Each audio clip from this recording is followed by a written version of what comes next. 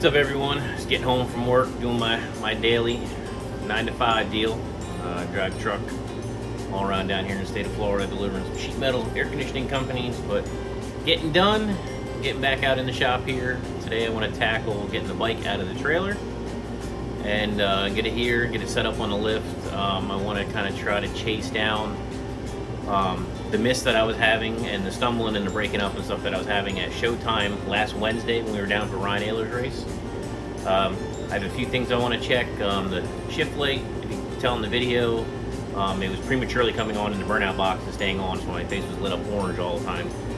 It was prematurely, it come on like 3500 and set to come on at 7800. So I want to check the shift minder on that, which triggers the light, to see if that's backfeeding the ignition and killing it for some odd reason. The other thing that I have my eye on is the shift kill for the air shifter. I use the old style Humphrey valve that's air over electric, that uses the air to push a micro switch, and it breaks the open circuit, or it breaks the closed circuit, makes an open circuit to power the coil, and that's what kills it during its shift on its shifts when I hit the button to shift. I'm kind of thinking that maybe that micro switch is bad, and the vibration, because it is a Harley, they vibrate very bad. Kind of thinking that that's a possibility there. The vibration could be prematurely making that switch kill the motor. Other than that, the next thing would be to ohm out the coil, see if the coil, check it for cracks. We had put new plugs in it while we were at the track. We jetted up, thought maybe it was a fueling issue, giving it a little too much fuel. We jetted up, jetted down. It really didn't, it got kind of worse as the night went on. So there's a few things that I'm going to check tonight, and I'm going to try to get back together and go hit Orlando Speed World this weekend. If you're in the area, there's Test and Tune on Sunday, and that's what we're going to try to go back out to make sure and see if we've got these bugs all figured out. So we'll be ready for when the season starts for AMRA, AHDRA, All Harley World Shootout, you know, those events there. A1 Cycles has a big race, 25,000 to win race coming up in April.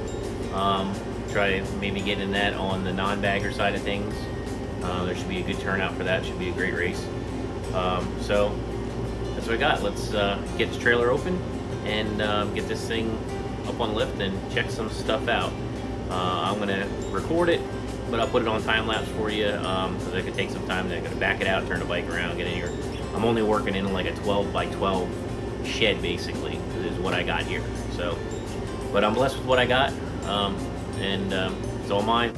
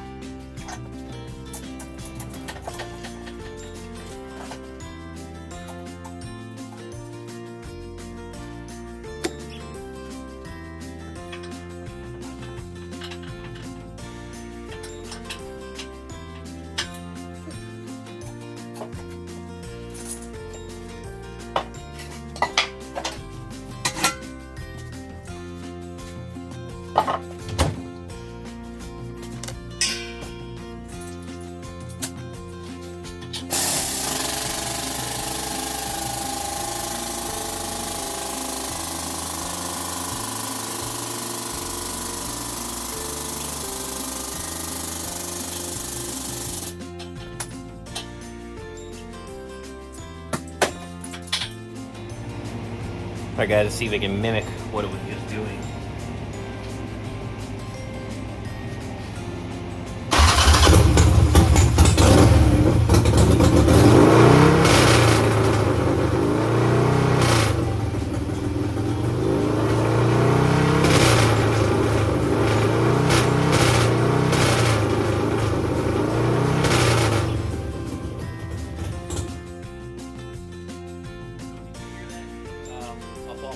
That was only probably about 2,500, 3,000 RPMs, and it was that was the miss that we're talking about. And as I was looking down at the ignition module, it was rotating back and forth. So I'd have to say that is it. All right, first thing I want to do is I want to check the compression on the bike. It's up on the lift now. I just use this Craftsman compression tester here. I'll pull the plugs out of it and put the gauge in there. I just want to make sure we've had 3 or 4 different outings now since I've tested it. Just to make sure we didn't hurt the motor and it's not something mechanical that's in there. So just a minute, we'll get it apart and get it checked, then I'll show you the gauge results.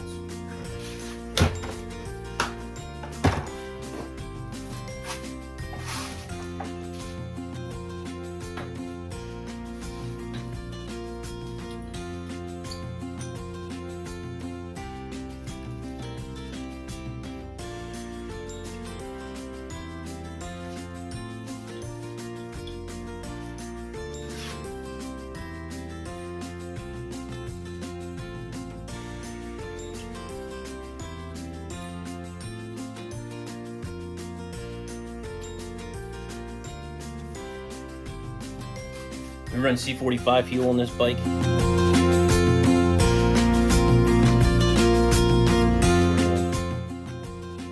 They seem pretty good. I mean, one looks a little leaner than the other. I might have an intake leak going on here that I'll have to pull out and pull the intake off and take a look at things. But overall, the plugs look good. They're not wet. They're not oily. So, my fault. When I put the bike away at the track, I forgot to turn the ignition off, so the battery's dead. So it's on the charger now. I'm gonna start taking the bodywork off and get to some other stuff while that charges. All my bodywork is held on by Zeus fasteners.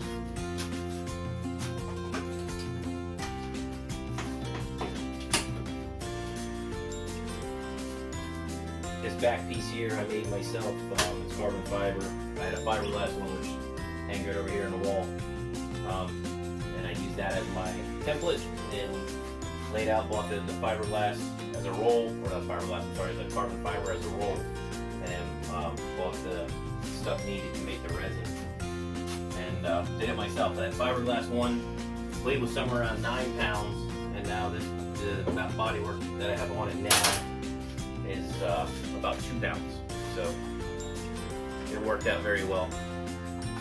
Saved a bunch. I mean, so all the little things that add up. I mean, Harleys are heavy to begin with, so you've got to make them as light as you possibly can and take everything where you can take it. So, especially when you're trying to race heads up, which is what this bike was originally built for, was heads up competition in the hot street and super street, AMRA, AHDRA stuff. This bike is the 2020 hot street AHDRA champion for that year. And then now that class is no longer around.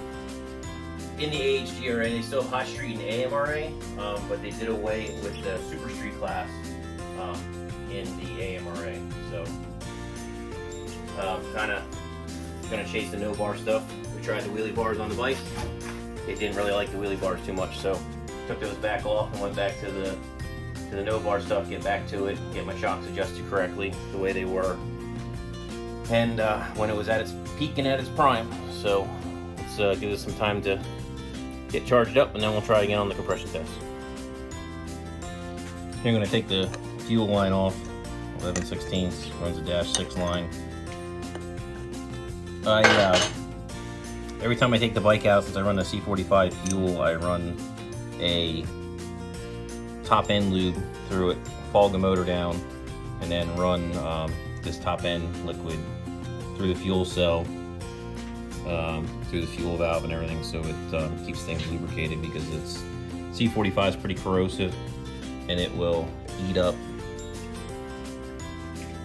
the seals inside that fuel valve there, and then it'll leak, you know, from up around here and you know, it just kind of saves you one thing. And that fuel is so caustic also that it'll kind of corrode for like a chalky residue in like all the valves in the combustion chamber, all that kind of stuff. So usually I'll use like a WD-40 and I'll spray down the plugs, and then I'll take WD-40 and spray, put the plugs out. And yes, for everybody wondering, that is my wife's Starbucks cup that I washed out from the recycling bin that I'm using as a cup to hold the drain. Stuff. I run that down through the fuel cell and the fuel valve and into the bottom of the carburetor and stuff, so that it keeps all the seals and stuff in the carburetor good, and keeps the seals in the fuel valve good, and it just keeps rid of all the corrosion and stuff, because that corrosion can build up in there, get around the valve guides and the valves, and it'll tear the guides up, and that fuel kind of gets so caustic that it can eat fuel line. You got to run a special type of fuel line with it when it's made for alcohol and nitromethane, and it'll knock seats out. I've had seats, you got to use a special material on the seats because it's knocked the seats out of the cylinder heads already. So just a few little precautionary things that I do to try to make this thing live. I mean, it is only a 1250cc motor, so it's a stock case. It's not non-board case. You know, 1250, 30 degree, I think 30cc dome pistons in it. So it's got some compression to it, and we turn a lot of RPMs with it, so it's pretty hard on it, and it does pretty good though for 1250. I mean, it's been 917 at 141 in another chassis with a lighter rider on it. With me on it, it's been 960s, 950s with me on it, and I'm pretty heavy. I'm 230 pounds plus all my gear, so. I'm no lightweight, so everybody that says that these 1250s only run with lightweights, you see that run around on Facebook and the internet and all that kind of stuff. Kind of here to prove it, and it's not. I mean, I'm not the fastest out there with this setup as no bar with a 1250. There's guys that have gone much faster than me. I shouldn't say much faster, but guys that have gone faster than I have. But it was a journey I took, and started chasing a couple years ago, and did fairly well. So there's only a couple of these bikes that go that fast with a true 1250. So I think that's a pretty good accomplishment, and let's get back to work. Alright guys, I think we're all set up now. Do the compression check. We got the compression tester screwed into the back cylinder, and we're going to go around the other side, hold throttle wide open, turn the bike over, and see what it says.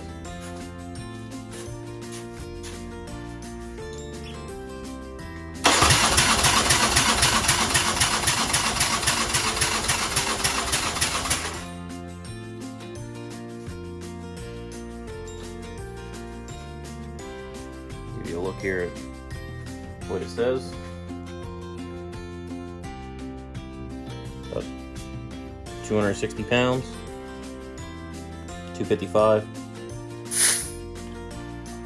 Not as much as it was at one point in time. We had a catastrophic failure at the end of last season, or season prior, and it kind of got put back together. Like I said, it's miser, so he's put together with used pistons and used rings and things like that.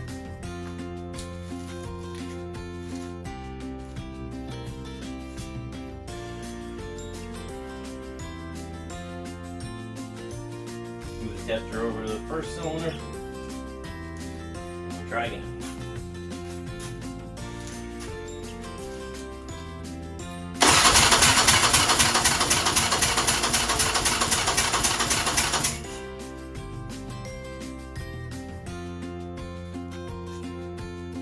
Take a look at this one.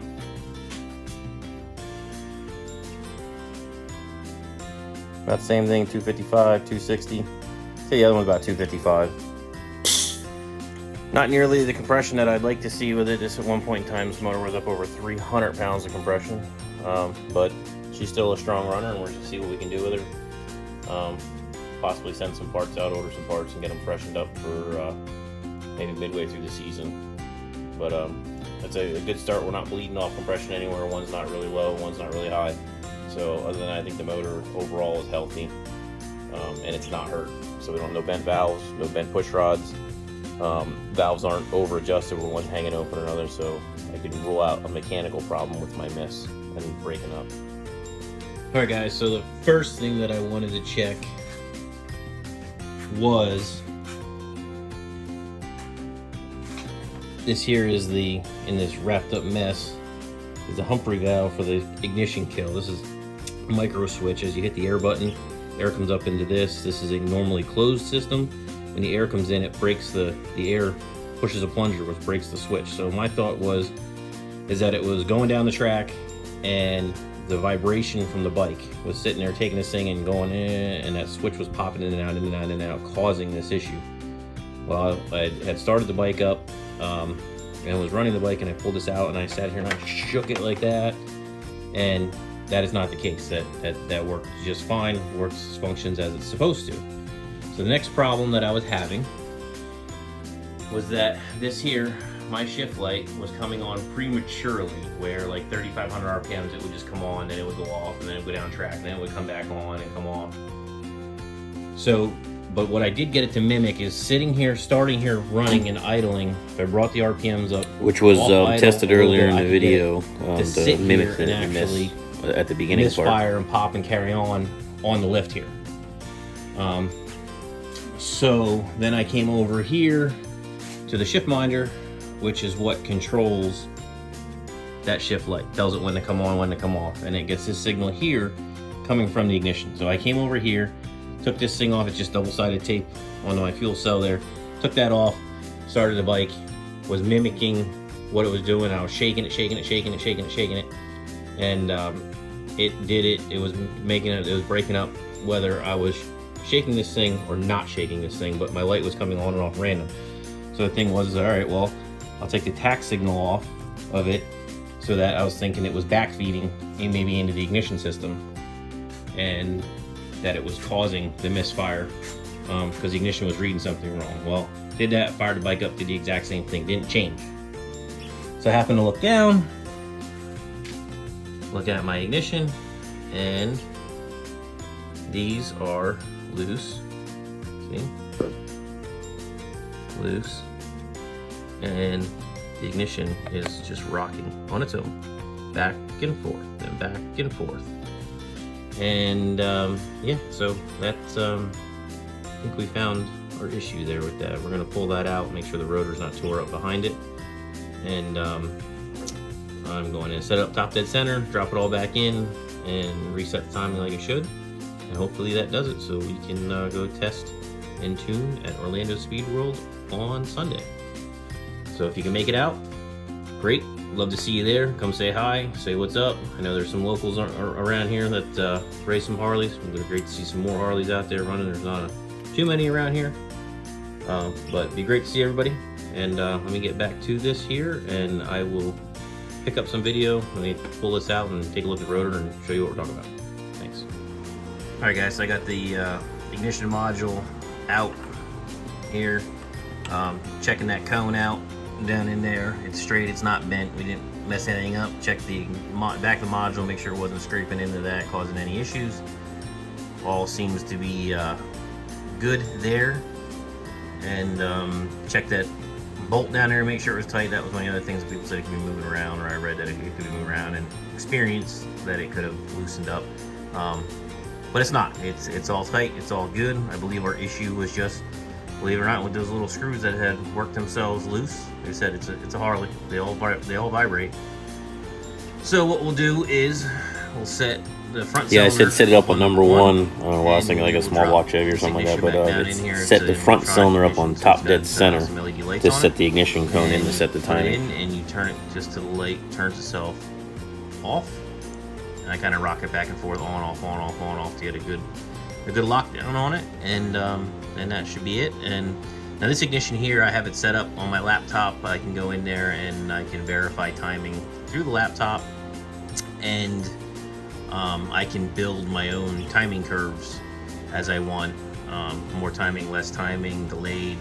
Also, if I decide to run boost, or if you ever run nitrous, you are able to pull timing back using your VOES as a retarder. I think that can only do 3 degrees, but with a laptop you can go in there and you can actually change those values. So it's an Ultima ignition. Some people said they've had great luck with them, and some people said they've had terrible luck with them. I personally have had great luck with them. I had one that I thought went bad. Bought this one, put it in the bike. The previous one I ran for 3 seasons. This is the first season with this new module and stuff. And I have had no issues. I pulled the original one out because I thought there was an issue with it, and it actually ended up being something else. So now it sits in the trailer as a spare. So as a good alternative compared to a Dyna, it's got the same dip switches in it.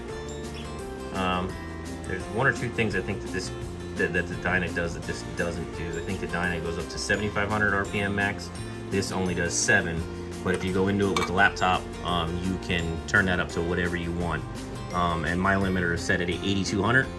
I learned that lesson after a few missed shifts to 9,000. So again, I did that crank video and explained, you know, this is a balanced bottom end cranking rods. It's all good cranking rods, SNS stuff, Gorilla rods, CP pistons.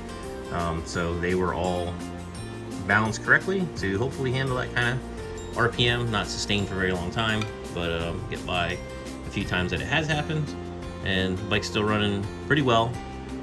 So let me set this thing up and fire up and see where we're at. Alright, just to kind of highlight and show you what I mean here with the LED lights. As you can see, you got the one on, the status light is on now. So you drop it in and you will turn this until they go out like that. And you want it just to where it just goes out. Like I want it just to turn right there. And that's our timing set, and we'll verify when we hook the laptop up when we go to the track and all that. Alright, so if we did this correctly, the bike should fire up.